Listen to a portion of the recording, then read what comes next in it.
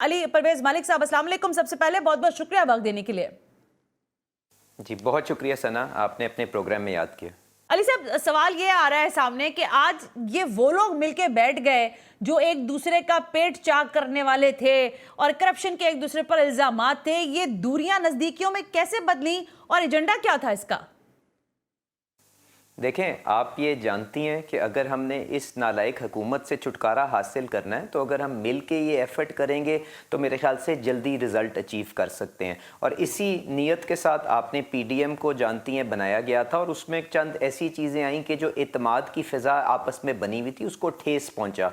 तो आज ये दोबारा एक दफ़ा फिर एतमाद को बिल्ड करने की कोशिश की जा रही है ताकि ये जो दोनों पार्टियों के दरमियान और बल्कि पीडीएम और ये जो पीडीएम से बाहर ऑपोजिशन की जमातें हैं, इनके दरमियान जो कन्फ्यूजन पैदा हो गई थी उसको दूर करने की ये कोशिश है और इंशाल्लाह आप अगले 1-2 हफ्ते के अंदर इसके अंदर से कोई प्रोग्रेस ओके अली साहब, अगर हम रिजल्ट आप कह रहे हैं ना, मैं देख लूंगी, ठीक है, आपकी बात से समझ आ गया। लेकिन सर ये मैं जानना चाहती हूँ, पीपल्स पार्टी मुस्लिम लीग नवाज रिवायती हरीफ हैं। देखिए आसिफ अली जरदारी साहब ने, अभी मैं हसन मुर्तज़ा साहब को सुनवा रही थी 6 दिसंबर 2021 का, उन्होंने वाशगाफ कहा कि लाहौर के अंदर कॉन्स्टिट्यूंसीज को सुकेड़ कर मियाँ साहब ने यहाँ पर अपनी सल्तनत जमाने की कोशिश की और ये वो लोग हैं जो मुल्क के गद्दार हैं, यहाँ तक कहा।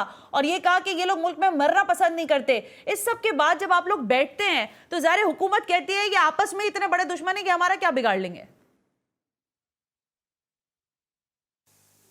सना देखें, इसमें तो कोई शक नहीं है कि हम दो मुख्तलिफ पार्टीज़ हैं, उनकी दो मुख्तलिफ क़यादत हैं, दो मुख्तलिफ सोचें मौजूद हैं। पर आपको जब इस किस्म का माहौल घुटन का आपके सामने हो, जब आप देखती हैं कि किस तरह से जो सारे के सारे इत्तेहादी और जो हुकूमत की सफ़ों में जो उनके साथ जो मेंबरान बैठे हैं उसको किस ज़ोर के ज़रिए, किस प्रेशर के ज़रिए इकट्ठा रखा जा रहा है, तो उस फ़िज़ा के अंदर इस वक्त जो बुनियादी मकसद हो जाता है वो ये है कि हम सब मिल के सबसे पहले उनसे जो इस पर लोगों के ऊपर मुश्किल बन के यहाँ पे इस वक्त नाफिज हुए हुए हैं उनसे छुटकारा हासिल कर लें। उसके बाद यकीनन हम जब इलेक्शन का मार्का लगेगा तो एक दफ़ा फिर एक दूसरे के मद्दे मुकाबिल खड़े होंगे।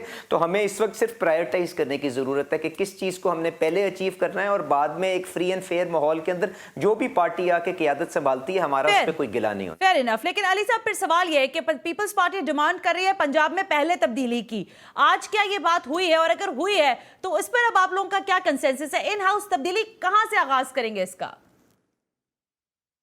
देखें, ये पंजाब के अंदर आपने नो कॉन्फिडेंस लेके आना है कि नहीं आना, ये बिल्कुल एक ऑप्शन पहले से हमारे पास मौजूद थी। और इसमें पीपल्स पार्टी से ज़्यादा जो वोट बैंक जिसके पास मौजूद है वो पाकिस्तान मुस्लिम लीग नवाज है। और जो आज असेंबली के अंदर कन्फिगरेशन मौजूद है उसके अंदर मैं अगर आज़ाद उम्मीदवारान भी और एक जो राहे हक पार्टी के MPA साहब हैं उनको भी अपोजिशन सफ़ों के अंदर शामिल कर लूँ ना, तो आपको ये समझने की ज़रूरत है कि काफ लीग के वोटों के बगैर वहाँ पर हुकूमत नहीं गिरती। तो आपको तोड़ जोड़ की सियासत के अंदर जाना पड़ेगा, आपको जो हुकूमती सफ़ों के अंदर MPAs बैठे हैं उनको अपनी तरफ कायल करना पड़ेगा और ये सिर्फ उसी तरह हो सकता है कि आप पंजाब के अंदर हुकूमत गिरा लें। तो ये जो फैसला होना है वो PDM की सतह के ऊपर होना है। अगर हम समझते हैं कि यहाँ पे पंजाब से इस तहरीक का जो पार्लियामेंट के अंदर होगी, जो असेंबलियों के अंदर होगी, अगर आगाज़ होगा तो यकीनन ऑप्शन मौजूद है। मेरी अगर आप ज़ाती राय पूछें तो मेरे ख्याल से हमें इस तहरीक का आगाज़ उस ऐवान से करना चाहिए जहाँ पे हमारे पास न्यूमेरिकल स्ट्रेंथ मौजूद है,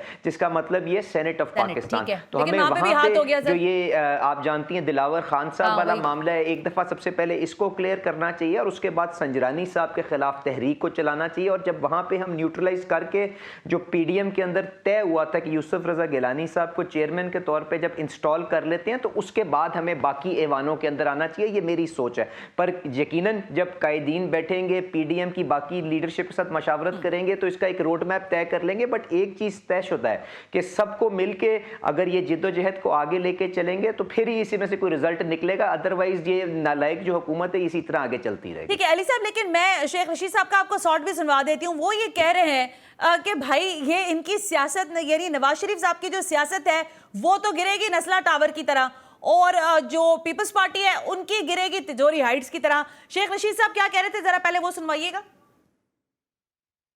नवाज शरीफ की सियासत का मुस्तकबिल बताएगा कि उनकी सियासत नस्ला टावर की तरह गिरेगी और पीपल्स पार्टी की सियासत जो है तिजोरी हाइट्स की तरह गिरेगी। फजलुर रहमान साहब काबिले एक आलिम दीन है, हमारे इत्तेहादियों के पास मदद लेने के लिए चले गए। आए आप दोनों इकट्ठे होके आए, तीनों इकट्ठे होके आओ। अली परवेज मलिक साहब, फरमाइएगा कि शेख रशीद साहब ये कह रहे हैं, इस पर आप क्या कहिएगा? सना, मेरे ख्याल से इस किस्म के बुलंदबाग दावे शेख रशीद साहब को तो करने नहीं चाहिए। आपने देखा है पीछे 1 दर्जन से ज़्यादा ज़िमनी इलेक्शन हुए हैं, उसमें से कोई एक ज़िमनी इलेक्शन तो मुझे बता दें जो आज के हुक्मरान जीते हों। उसके बाद छावनियों का इलेक्शन गुजरा है, उसके बाद अभी जो बल्दियाती इलेक्शन है वो आपके सामने गुजरे हैं। तो अवाम के अंदर किसकी कितनी मकबूलियत है और कौन कितना सियासी तौर पर फ़ाल है, इसका तो मेरे ख्याल से अवाम ही हतमी फ़ैसला कर सकती है। और मैंने आपको चंद इलेक्शनों की तरफ आपका ध्यान दिलाया, उससे आपको बखूबी पता चल जाएगा कि किसकी क्या स्टैंडिंग है अवाम के अंदर। शेख रशीद साहब अपनी मजबूरी के तहत या अगर वो समझते हैं कि इस इमरान खान साहब के साथ चल के वो अपनी इलेक्शन अगली दफ़ा अपनी सीट निकाल सकते हैं तो अपनी हिम्मत आजमा के देख लें। हम तो यहीं पे मैदान के अंदर मौजूद है और इंशाल्लाह जो भी मैदान लगेगा उसके अंदर भरपूर अंदाज के अंदर उनका मुकाबला करेंगे। Thank you very much Ali Pervez Malik, MNA Muslim League Nawaz, हमसे बात करने के लिए।